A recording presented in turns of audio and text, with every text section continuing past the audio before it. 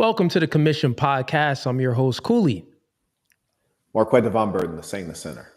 Hey, we got another special episode for you guys today. We are going to be reacting to the Jordan Peterson interview that he did on the Jubilee channel, which it was him versus 20 college students. This should be interesting. It's been a lot of different opinions on the right side, basically Jordan Peterson's fan base. But the left has been coming at Jordan Peterson hard, very, very hard. And I'll even say some of the right, the conservatives, has even been saying, I don't know, man, looks like you're taking some L's here. But we're going to go ahead and give you guys our fresh perspective on this video. Marquett, you want to go ahead and cue that up? Yes, sir. Here we go. All right. I'm a clinical psychologist, professor emeritus at the University of Toronto, an author, a podcaster, public speaker, and today I'm surrounded by 25 atheists. My first claim: atheists reject God, but they don't understand what they're rejecting.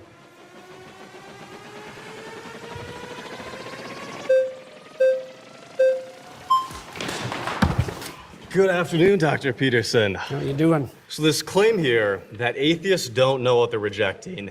My background is in studying to become a traditional Catholic priest, daily mass, daily rosary, going on long retreats, deep into the magisterium and biblical hermeneutics. Like, I was thoroughly in it.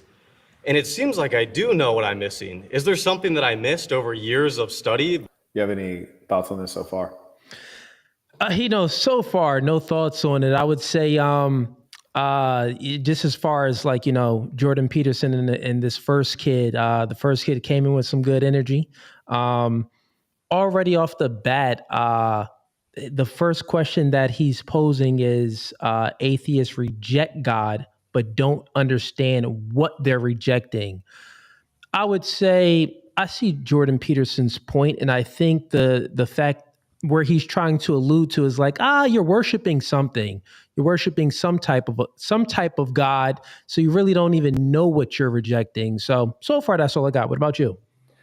One thing I like about Jordan Peterson versus a lot of folks we see online is that he actually is lettered. So he tends to give more reasonable commentary. However, I think as an individual, he's fairly unimpressive as a man. I wouldn't follow him. He's very emotionally, mentally unstable. And I did not know that this was about religion, because I would have declined to discuss this, because religion is a matter of faith. Those religious zealots who claim that they can prove their God, these persons are very disingenuous, dishonest, unrealistic. And, frankly, I'm concerned about their mental health. But anyways, let's go ahead and take a listen. I think we got psychopaths on both sides.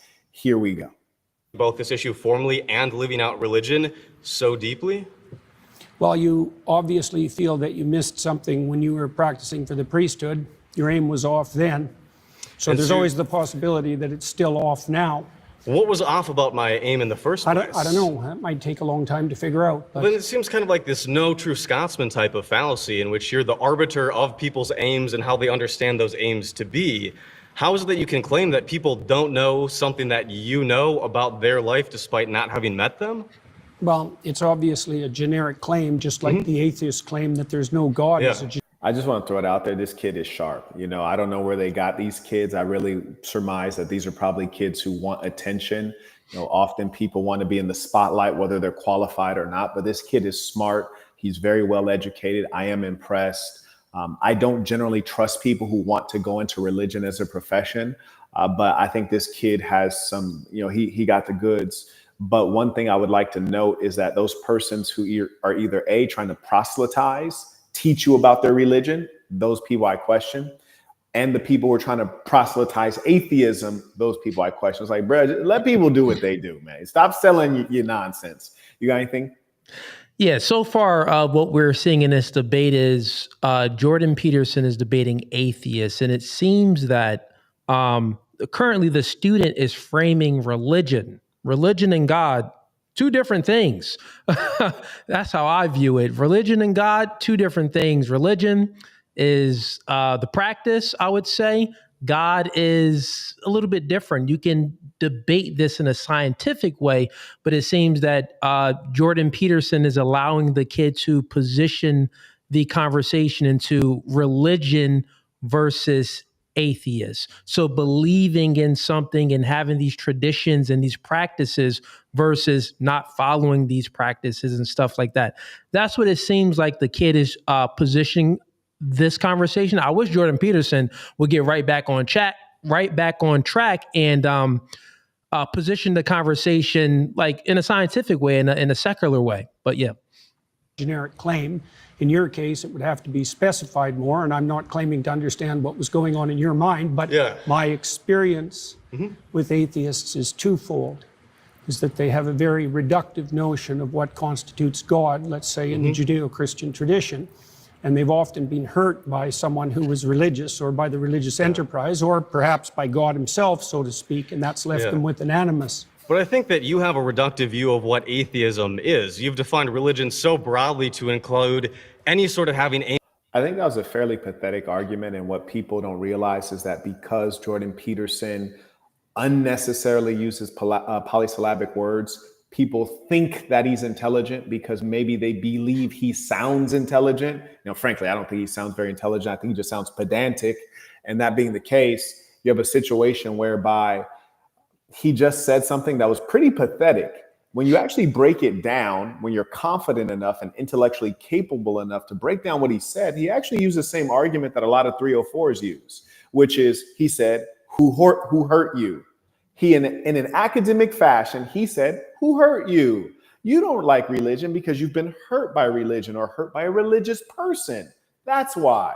And I think that's a really disingenuous and very unimpressive argument. And so far, I'd give it to the youngster. But frankly, any male adult debating religion, I tend to question if you have true meaning in your life, because often those who dabble in abstraction, they lack things that are materially relevant. These are people who are not happy. These are people who are maladjusted, and they're searching for something else. And that's precisely why I'm always building community and saying, like, hey, get together in person, have great relationships with your romantic interests, with your friends, with your family.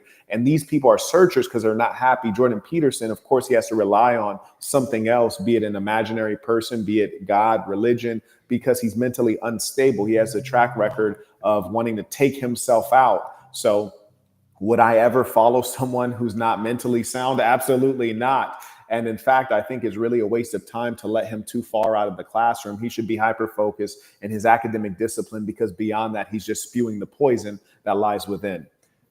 Comments?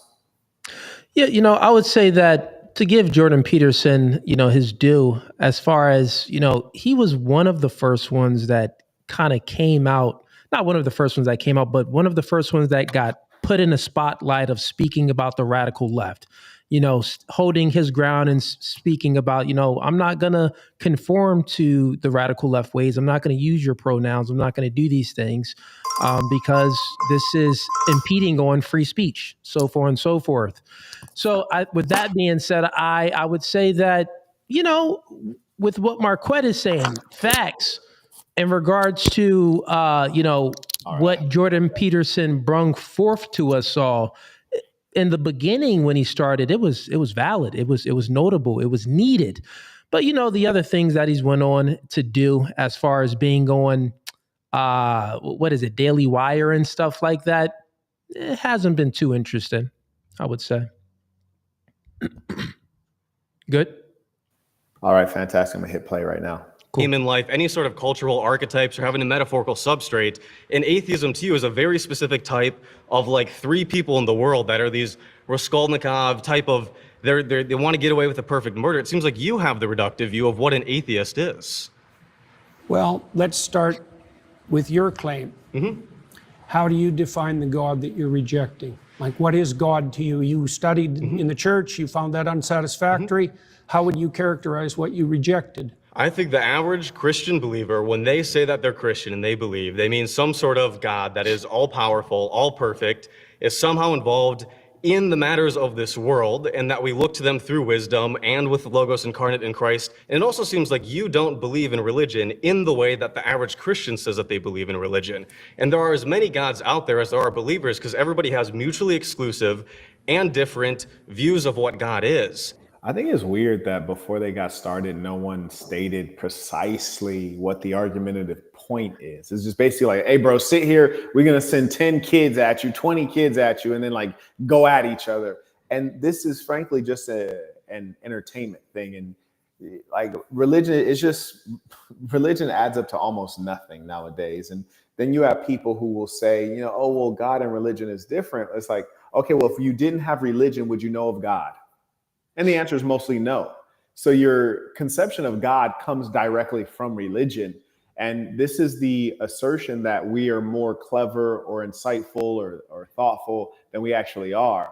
It's like acting as though we thought of something new when really we're human beings, which means that most of what we know is from imitation, from learning, training, and conditioning.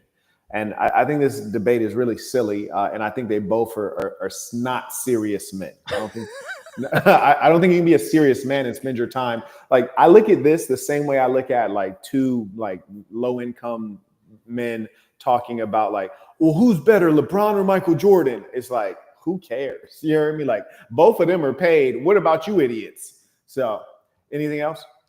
Yeah, I would say this is why I said in the beginning, I wish it was positioned, the conversation was positioned in a way where it wasn't, it could be religious versus atheist, but, the kid kind of pushed it there. Like you said, there's no direction in the conversation. Jordan Peterson's first claim is atheists reject God, but they don't understand what they're rejecting. If you would have positioned it more into a scientific understanding where it's like, okay, well, do you believe that we came from nothing? Okay, well, how can you prove that? Nothing? You know what I'm saying? Kind of have those conversations with them instead of the religious conversations. Because I do believe that there is a separation from religion and the belief of God. Because scientifically, if we just keep, researching and, pushing the needle forward of, where do we come from? Scientists even know that, before the Big Bang, what made the Big Bang happen? What's that? You get what I'm saying? So he could have had that type of, argument with the kid, but he allowed the kid to push him down a rabbit hole of religion. So, yeah. And so far it's favoring the kid. Yeah, agreed. In case I have to step away for a moment, and do forgive me, I have scheduled around this, but I can't control other people's competence or timeliness. Can you just get the video queued up just in case you have to take control? Yep. I can play on this. So it seems like if everybody had mutually exclusive views of what God is, no one could speak to each other. The mere fact of communication presumes a commonality of assumption and definition. And it's certainly not the case that I regard any archetypal manifestation whatsoever as equally religious.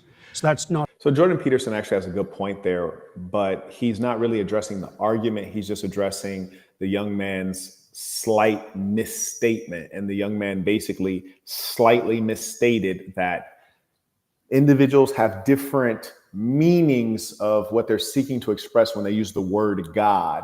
But yes, there is commonality, which allows us to communicate. So Jordan is basically saying you were imprecise with your language, but he's pushing it as though that itself is a argumentative point of his own, Jordan Peterson's, against the kid, when really you're just correcting the kid's English, and people who are not very sophisticated are watching thinking that he just made a point.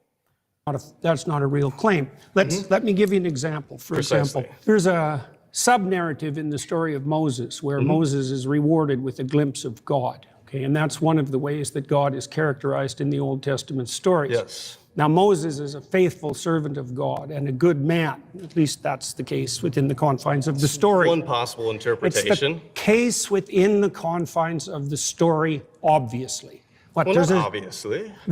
When we look at the Bible can't precisely say anything because there are so many different exegetical and hermeneutic views of this particular book, and that everybody has agreed or everybody has disagreed historically on, it seems like, even the most benign detail about a book this big. And it seems like you can only say that. Bro, this boy done showed up looking like he worked at the local gas station, and he didn't cook Jordan Peterson, man. And he's correct. Jordan Peterson did the classic Bible thumper move, like in the story of, it's like, bro, shut up. Like, people don't even agree on what the story means and what that metaphor, that allegory is actually about. And there's contradictions within the Bible. You just have to say, I believe in this because I have faith.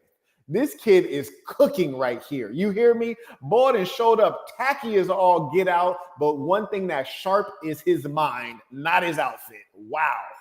The Bible says something if you first presuppose that it's univocal.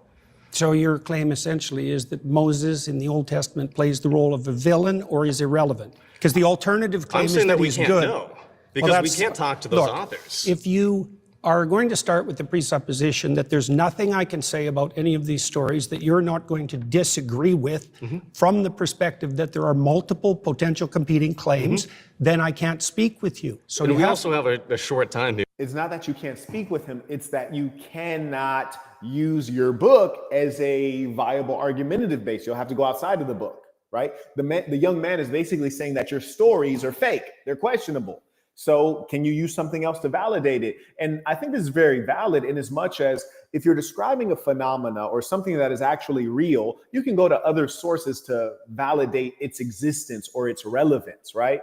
So for example, if I say, hey, I'm Marquett Devon Burton, I'm an international businessman, you might talk to some folks in Puerto Rico. They say, yeah, he's A1. Talk to some folks in China. Hey, yeah, we met him. We did business with him. There's different sources that can verify the same thing pointing back to the center as opposed to using the direct or primary source. And so what Jordan Peterson is basically saying, you won't let me use the Bible to validate the Bible.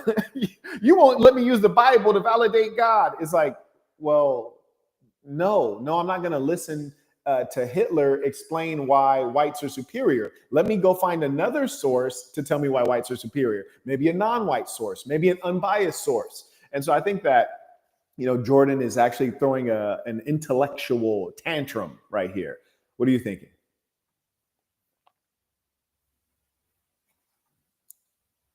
Oh man, I can't hear Cooley. Can't hear you. I'm good now. Yeah, you can hear me now. Yeah, okay, perfect. Yeah, right off the bat, I would say where Jordan Peterson, his debating strategy right here, he's on the defense. The reason why he doesn't have to be, because his first claim again is atheists reject God, but don't understand what they're rejecting. So he could have went on an offense and went into their worldview. Like, listen, you believe in nothing? Well, what do you believe in? Is it evolution?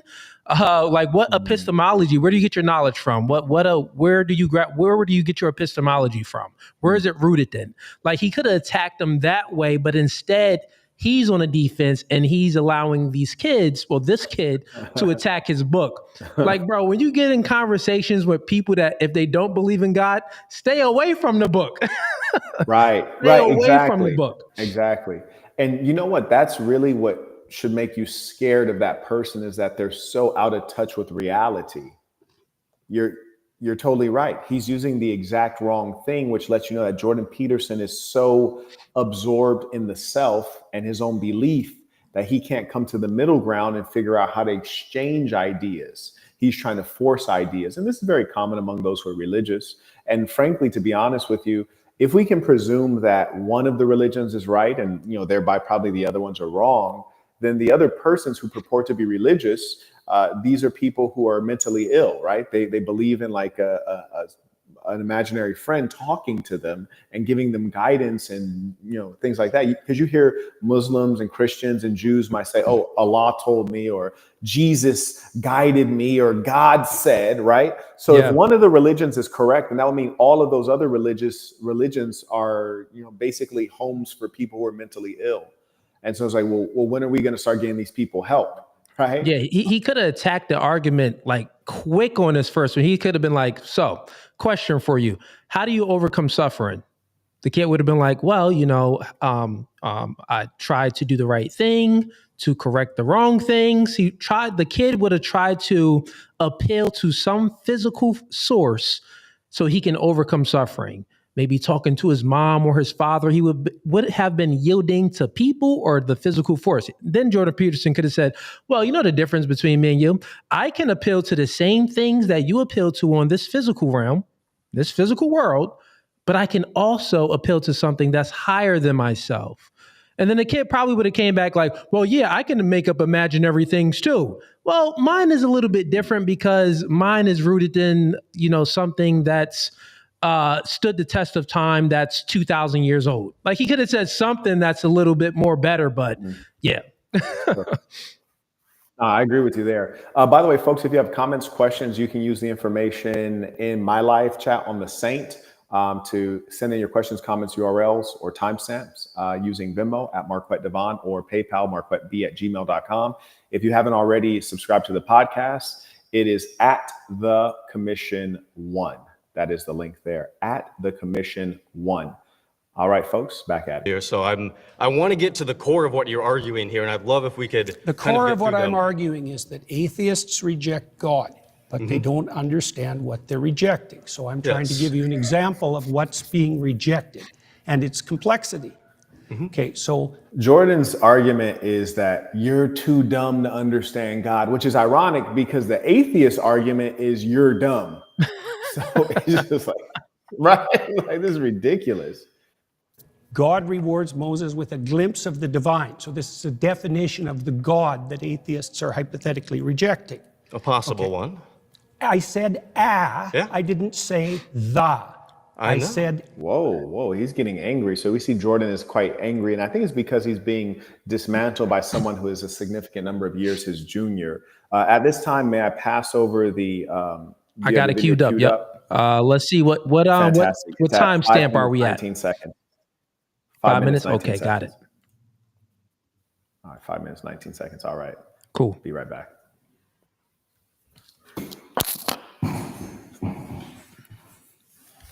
All right, go ahead and like the podcast. Get the likes up now. Get the likes up. Subscribe to the Commission podcast as well. Go ahead and subscribe there for me. It's at The Commission One.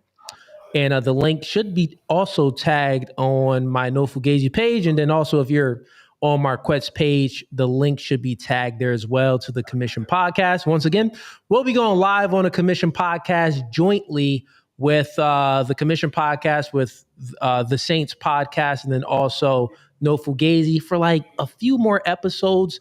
Then we'll only be going live strictly on the Commission podcast. So subscribe there, man. If you like this content, you want to continue to see me and Marquett do these joint podcasts together, subscribe to the Commission podcast. Do that for me. All right, let me go ahead and get this queued up on my end real quick. We're going to go ahead and continue on.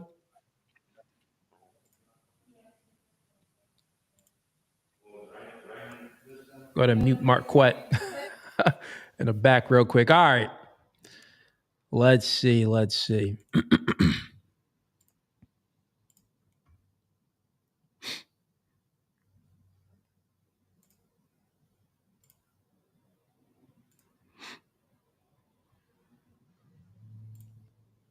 right, let's continue on. Said I didn't say the. I said That is possible, yes. Okay. So despite the fact that Moses is a stellar character and he's had a long and difficult life and can withstand a lot of difficulty and travail, God puts him between two cliffs so he can just see a crack of what's in front of him. And when God walks by, he allows him to see his back. Okay, so So what Jordan Peterson is trying to do right here, he's trying to educate the guy, educate him in a way where he can point to things that's in the Bible that can display how these Bible stories are related to things that you experience in real life. And when you're having debates with atheists, which I have a lot of debates with atheists, you know what? That isn't the right way to do things, because in order for an atheist to come into your worldview, they have to, one, grant certain presuppositions, like one, God is real, like one, believing in these biblical stories. They have to already grant these presuppositions. This kid isn't granting any presuppositions, none at all. So this is why the kid is now, in one way, you can say the kid is fully dismantling Jordan Peterson. But in another way, in Jordan Peterson's worldview, and then in the Christian worldview, Jordan Peterson is actually dismantling this kid, because it's like, well, this kid doesn't know anything about a book that's over 2,000 years old, and about all of these teachings of morality that's over 2,000 years old, and all of these teachings about the Bible that's instilled into our everyday life, that built the Western world. You don't understand this? This is crazy. So the Christian perspective, and Christians would watch this, they'll be like, oh no, this kid is just dumb, he's getting obliterated. But the rest of the people, the secular people, they're like, what's going on here, Jordan Peterson? Why aren't you speaking in a way where it's digestible to all, not to just your worldview? Let's continue on. Implication of that story is that the divine is fundamentally unknowable. It's a pinnacle experience, and that people in their finitude have to be shielded from a comprehensive vision of the basis of reality. Well, that's not the God that's defined in that manner, right? Mm-hmm. It's not a simple personification. It's not a simple old man in the sky. It's something that in its essence is unknowable and overwhelming. And that isn't, in my experience, the God that's defined. Marquett, question for you. If you was in this debate, and I know you don't do religious debates, right? But if at all, because I'm a but if you man. were in this debate, hypothetically, right, would you keep on posing these questions? Not even posing, but would you keep on articulating yourself in a manner where it's appealing to the book instead of just speaking about God himself? He keeps speaking about God in the Bible. You don't have to do it that way. You're speaking with the atheists. You could just go with God in general.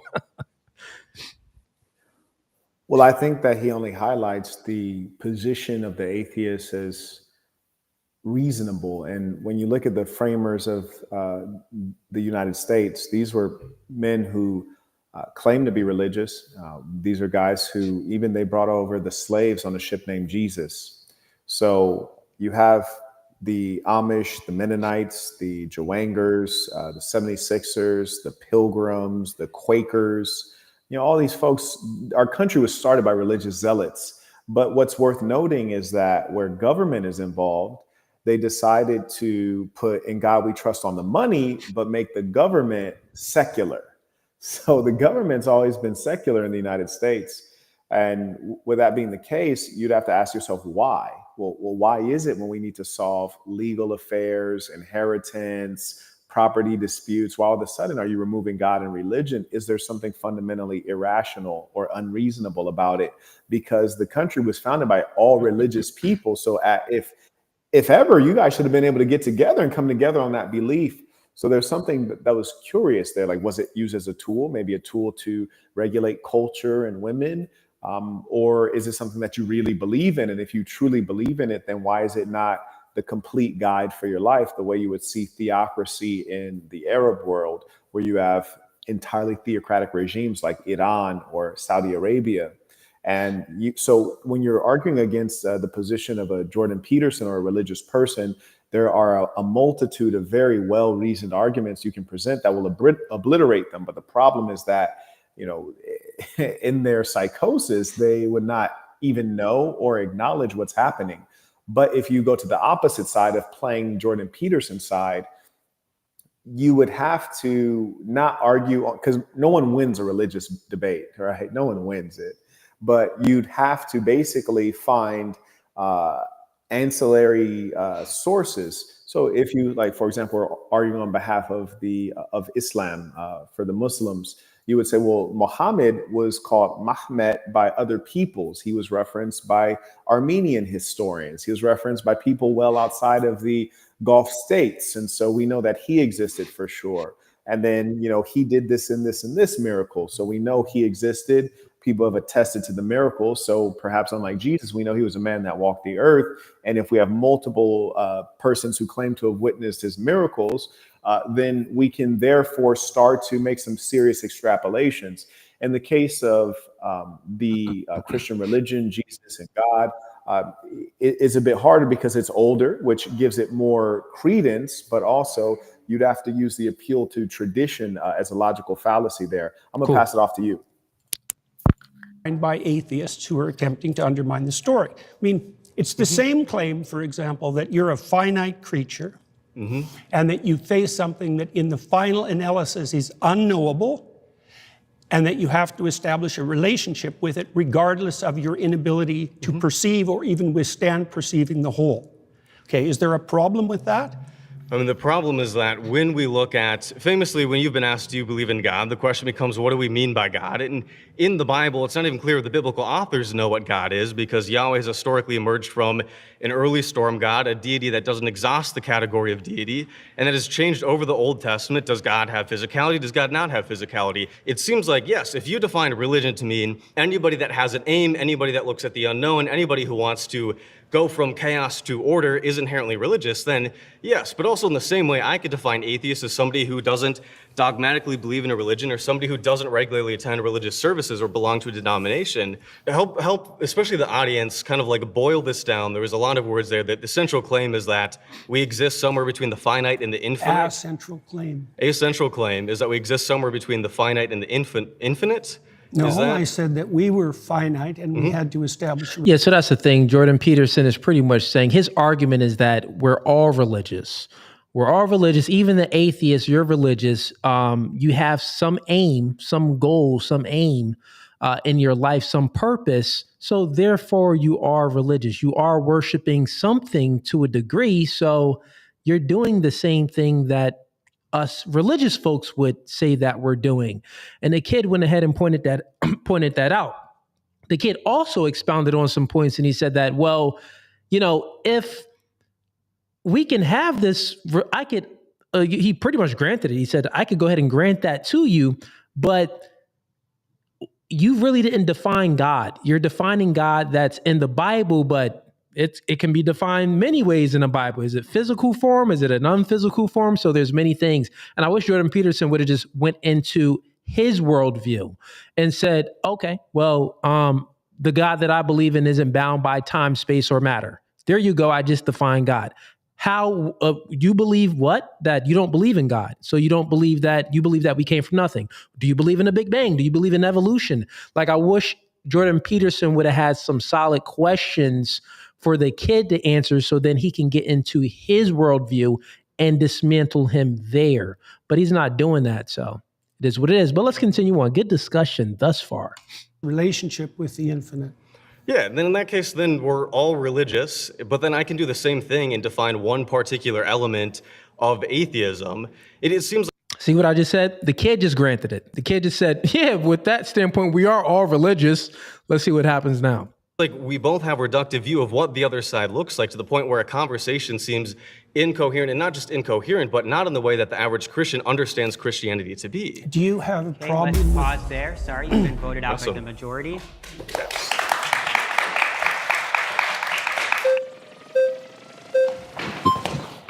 Hey, how's it going? Nice to meet you. Nice to meet you, David. too. David, good to see you. Tell me everything that you know about the Polynesian deity Lono, L-O-N-O. I don't know anything about the Polynesian deity Lono. So you're rejecting something without knowledge of what you're rejecting. I'm not rejecting it. Do No you more be- than I'm do rejecting you believe in anything that Lono? I don't know anything about. Do you believe in Lono? I Do you fail to believe see that the he is a relevance of deity that exists in the world, exists in the universe, that exists in the existence of every... So what this kid is doing, it's a slippery tactic there, what he's doing. He's just positioning the mirror back at Jordan Peterson, because Jordan Peterson is essentially saying, like, well, you don't know these things. You're an atheist, and, you worshiping, you don't even know what you're worshiping at all. You must be worshiping something. And, if you're not worshiping the God that I believe in, then you're dumb. And the kid is positioning it back by bringing up some weird God from some weird, culture. And Jordan Peterson knows nothing about it. It's like, what's your thoughts on this so far, Marquett? The tactic that the kid used. So if you're talking in the sense of an academic debate and the only goal is to win, the goal is to make a point that survives the test of logic, then the kid's on the right track. And this is what you find a lot of internet nerds when they say things like, oh, that's an ad hominem attack. They're more so concerned with ideas within the closed off markings of a formal debate as opposed to ideas that have meaning in reality. And so the problem is this kid is providing an argumentative position solely for argument. And if this kid wins the argument, the world outside of that small room, and that small room is a metaphor for the level of their thinking, the world outside of that small room does not move 1 centimeter. Now, here's the comedy. Mostly when you have a religious debate between an atheist and a religious zealot, the atheist actually always wins when you really think about it. Because if the religious zealot actually won the debate and proved the existence of God, then we would all flock to their religion, and their religion would cover the entire planet Earth, and we would all live in peace, harmony, and goodness. So the religious person in reality never wins, but they might win the academic skirmish. So when I like this, I think, okay, you understand academic debate tactics, but this is a waste of time. And this is, to me, it's akin to like those people who debate sports statistics. It's really sad to see adult males waste their kind of time. The only good news is that Jordan Peterson is probably getting paid for this. So shout out to him. I get his position. The kid's getting a little bit of airtime. No one's going to remember him after this. You and I are at least, building something on the business side, but everyone else is just an idle idiot. Everything? Do you believe that Lono I'll is answer a that being? question once you answer my question, which is, do I reject everything that I'm ignorant of? Wait, hold on. Because that's your presupposition that undergirds your... If you guys haven't taken the Master Communicator course, you need it. There's a number of things during this debate that were well done, especially by the first guy. And there's some things, some debate tactics that Jordan Peterson is using very effectively. So what he did is he cut off the kid and stopped the kid from driving the conversation using questioning. And he says, okay, well, I'm not going to do anything. You have to play my game first, then I'll play your game. But here's the kicker. Jordan Peterson might not even honor what he said. He might make the kid answer his question and then proceed to pile on more questions, more arguments, and never address the kid's argumentative point. So it's very escapist what he's doing. It's a bit of a red herring. It's unordered conversation. You really do need a moderator. And just side note, that suit sucks. Go ahead. your argument, and unless you can prove that that's valid, then there's no point. My question is quite simple. Yeah, but that doesn't mean it's believe, formulated accurately. Do you believe that Lono exists? Yes or no? I'm not going to answer that question for the reasons I just described. You already insisted that if I reject something, that if I'm ignorant of something, I reject it. Do you think that everyone in the world has to know everything simultaneously for that to be valid and true?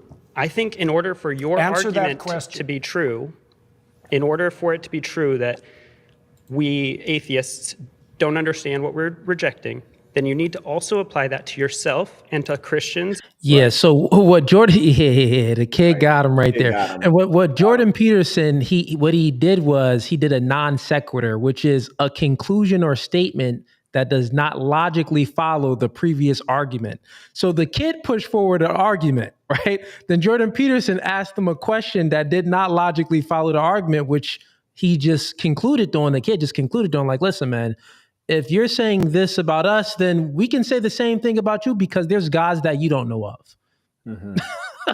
Right. All day. All day. And to Muslims and to any other person on this earth, where if you don't understand what you're rejecting the belief in, then you can't reject the belief in it. That's the implication of your claim. I didn't say that I rejected the belief in Lona. I said I didn't know who Lono was. I didn't say anything about rejecting. That's because I've asked you several times and you haven't, but let me get to my... Yeah, that's not a good argument, Jordan Peterson, because he can say the same thing back. I don't know who Jesus Christ is, bro. Like, what? Okay, end of the debate. Even greater point. Mm-hmm. You're saying atheists don't understand what religion is or what God is in order to be able to reject it fully or completely. We have someone over here who studied it in their own way. I've studied religion. I have a degree in religious studies, specialty in Christianity and Mediterranean traditions.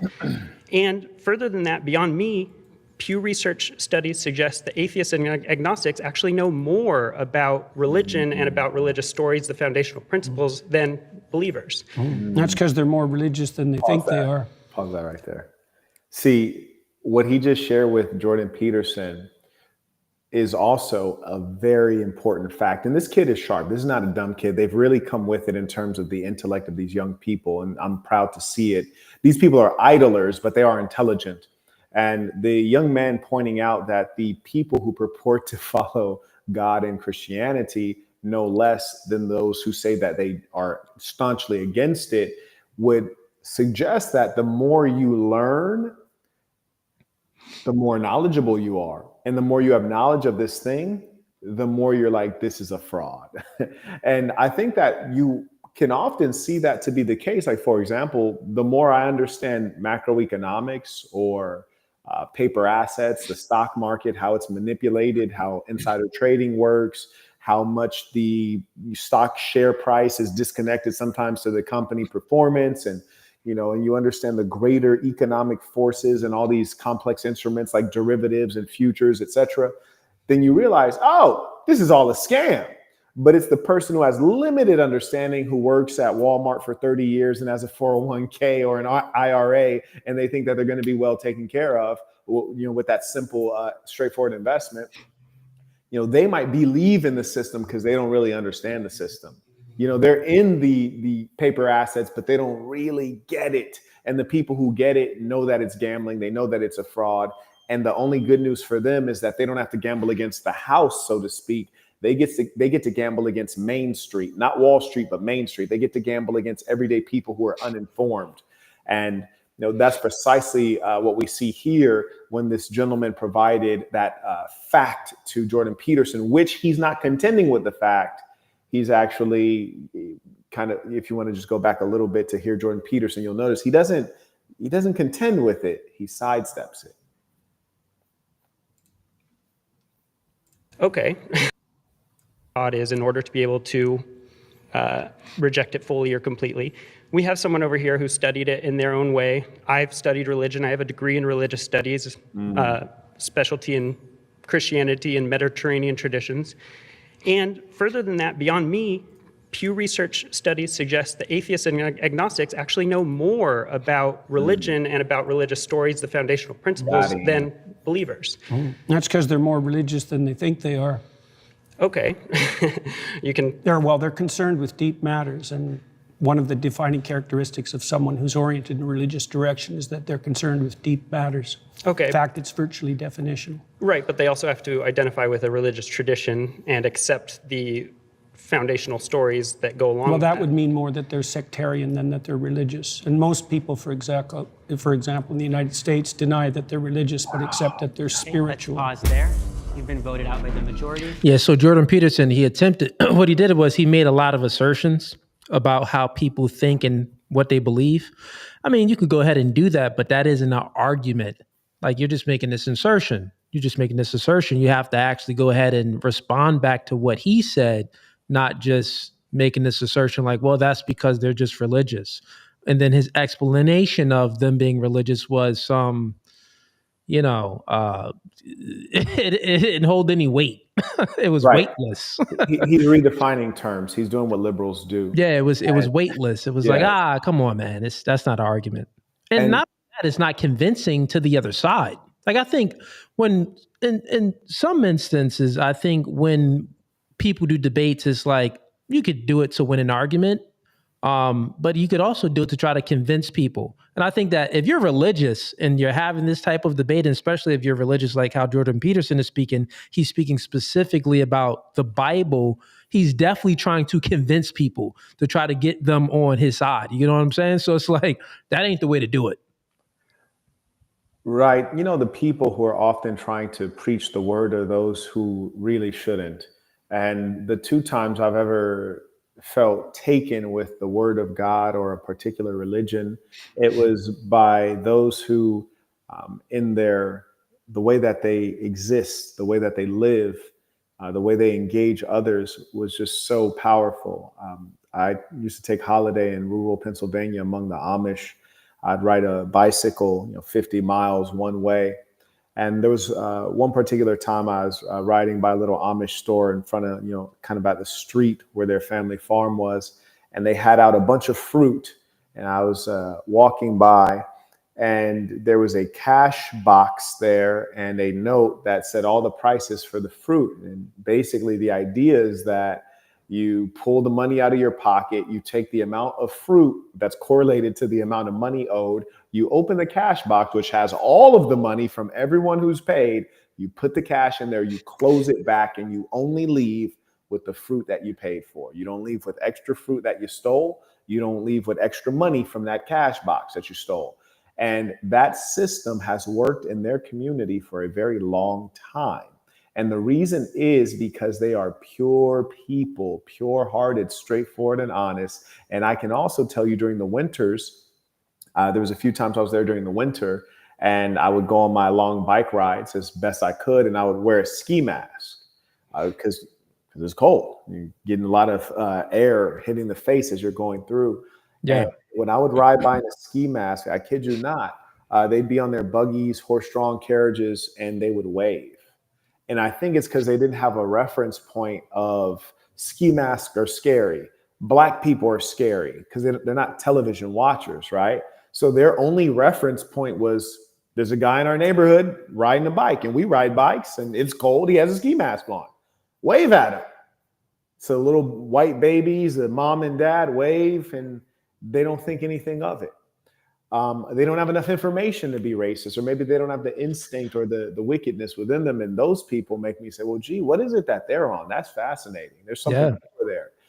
So I look at them and I see pureness, happiness, and contentment. Conversely, you look at a Jordan Peterson and you look at his brow always bent down in an unpleasant way, the constant wrinkling of the forehead.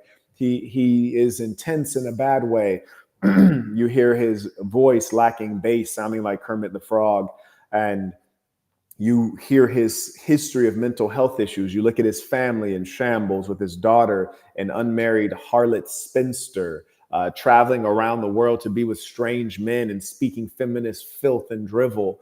And you think, is this someone I would like to be like? When you listen to the Muslim and the Christian, the Muslim says, follow the Sunnah, which is to say the example of the Prophet Muhammad, peace be upon him. You listen to the Christian, they say, follow the example of Jesus. What would Jesus do?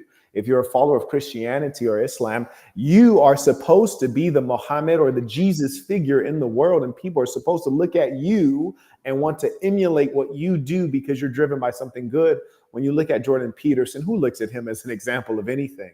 I mean, I look at him as a miserable person who's 2 seconds and 2 pills away from taking himself out. And I think that he's the worst example of Christianity. And it just shows that many people fall into Christianity as a crutch for their own brokenness that they've yet to solve. And so they leave it up to some other being because they're not strong enough to do it themselves, or they lack a functional philosophy. You know what, Marquett? It's interesting you told that story because I'm actually not too far from where you stated you were. So there's a few Amish cities in Pennsylvania. Cookstown, near Cookstown University. Another one is in Lancaster. Lancaster. Lancaster. That's how I know you ain't been there. You know what? You know what? I'm just a real nigga. I pronounce a lot of things wrong. Okay. No, but here's the thing. You didn't pronounce that wrong because there's another town with the same spelling in California, and they call it Lancaster. They call it Lancaster. So spelled the exact same way, but in Pennsylvania, the Amish called it Lancaster. They do. They always correct me. So it's funny that you told that story because I had a similar experience, man. Similar experience. And when I witnessed that, it was like they were void of stigmas and stereotypes. You know what I'm saying? Like they didn't have these stereotypes that we, have on one another. You know what I mean? Like if you go into a Mexican community, a Spanish community, a Black community, a white community, we create these stereotypes. And in some instances, stereotypes are rooted in some truth. But since they're living in an entirely different, a world, a entirely different culture, let's say, Right. and they're not, indoctrinated by our culture to have this way of like judging others. You know what I'm saying? So yeah, it's interesting that you bring that up. Let's continue on.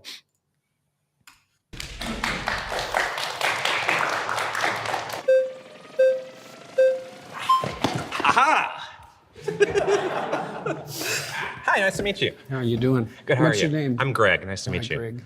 Okay, so I feel like you're getting at this idea of polysemy, where we have multiple related meanings for a word, right? Like for example, a famous painting can be emotionally moving in that it changes my emotional state. And when I was on the highway coming here to the studio, I was physically moving, I was changing my position. If I said, I believe the Mona Lisa is very moving, and you said, you don't really understand what you're saying, it's nailed to the wall, I would say that you're the one who doesn't understand what I'm saying, not the other way around. And the way that relates to this is there are many concepts of God, and I'll admit, I find a lot of what you say about that interesting. I'm familiar with it. The idea of this kind of Jungian hierarchical thing, or as a metaphor, or a symbol, or the kind of, atheist, materialist, literalist idea of a agentic, omnipotent, omniscient being that intervenes in reality, right? So when I'm saying that I reject the concept of God, I'm aware of these other definitions of God, but I think that when we use words, we tend to only imply one meaning at a time. So the same way that I would say the Mona Lisa is moving emotionally, but I would not say it's moving physically. I would say I reject the concept of God in this very literal way. But what literal way? The way that God is this omniscient, omnipotent, agentic, supernatural being. Marquett, I see you shaking your head over there. Already off the bat, I would say, I see his point. The cold cuts his sinking out his pores. It's hard for him to truly think. So he's just trying to have an analogy that's outside of a biblical perspective and then map it on to the biblical perspective and then say that empathize with it and say, I know what you mean, but then again, I don't know what you mean. I think that his analogy was straight trash. What's your thoughts on his argument so far? Hopefully Jordan Peterson can, take advantage of this one and obliterate dude. But go ahead. And also, I'm gonna go to the bathroom real quick, but go ahead, Marquette. Sure. Do you want to switch over the video to me and tell me the timestamp and switch it over?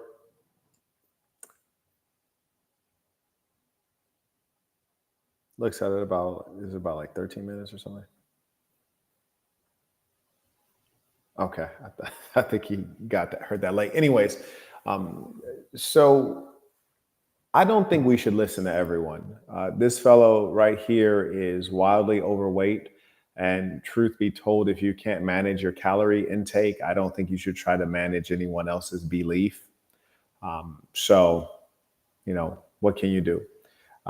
Also, from his tonation, I surmise that he guzzles Skittles, and you have to consider the person when they're making an argument, especially when you're dealing with abstractions, because they may be making the argument to justify their own way of being, because human beings, very rarely are we objective. Most often we're trying to gain an advantage. We're trying to, achieve something based on something that's motivating us. And so his tonation, frankly, I don't want to accuse the young man of an abomination, but his tonation sounds as though he may be a Skittle guzzler. And if you're a Skittle guzzler, you cannot be religious, because all religions say that you're engaging in an abomination, and many religions say that there is capital punishment for you. So of course it would be in your personal interest to argue against religion. So I think that he has maybe some vested interest. Also, not being gluttonous is a value in many religions as well. And so we see that he's let himself go in many ways, and it expresses his own wickedness. So I'm not surprised that he's taking the position that he's taking. And I would like to let people know that Logical fallacies make perfect sense, especially in an academic situation. However, I would like to let you know that these are also opinions and perspectives. And I would also like you to know that Marquettism, in our perspective, we believe that you must consider the arguer, the speaker must be considered as well, and their motivations, and also if we should address them as an individual, and mostly we should. You know what? That's a good point. That is a good point as far as what you said. I only caught the end, but that point was good. Logical fallacies are truly only good if you're in like some formal debate. But generally, it doesn't really hold any weight because you should attack people on all facets and all corners.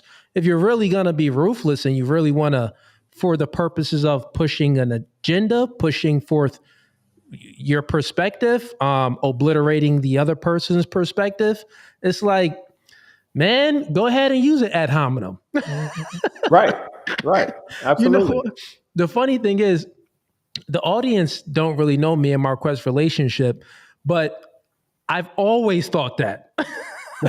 And you know what? During my debates, because you know I do debate nights. Yes. I'll be like, no, we using all ad hominems. We going in. Logical fallacies, what? No, we going in tonight. Because it's like sometimes that's what's needed, man, especially when you get some weird characters that you're debating and they have these weird views. No, you need to destroy them on all fronts. Absolutely. Can we hit some of the super chats that came through? For sure. Let me go ahead and pull this up. Let's see. All right. While you're pulling those up, shout out to Philip, who just became a member on the Saint channel. Shout out to Mr. Zwain, writes Peace to the Saints. Shout out to Introvert Maxing, supporting the work. I also acknowledge Fox. He writes, one who participated in theology school and prop up Christianity is unworthy of trust because he studied all spiritual systems and religions to graduate. One omits knowledge and tell beliefs. Okay. Fox comes back. He writes, the original architects of U.S. were deists versus the Puritan majority. They were first reintroduced to roots by a word I'm not familiar with, Masoit of the Wampanoag Nation. It sounds like maybe a Native American group. Lawrence writes, peace to the saints, soul is cool as well, supporting. How you doing on that side? Caught up? Yeah, all good. Let me see if I have, give me 1 second. Out to Ruffin, who writes, peace to the saints, Florida. Yeah, no, we're good. Also acknowledge. Luis writes, rewinding, just tuned in. All caught up. Okay, cool. All right. Here we go. Let's continue on.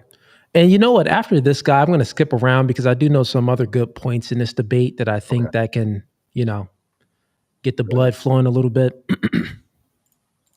That sent his son down and has, caused miracles and all these things like that. The idea of God is Do you think that there's an underlying unity of things?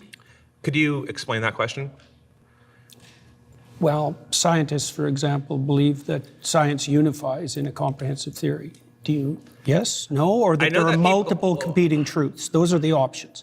Either things unify or there are multiple competing truths. I think that, I know that, for example, like in physics, people are looking for like a theory of everything. And why do you think they're doing that? It's interesting, it's helpful.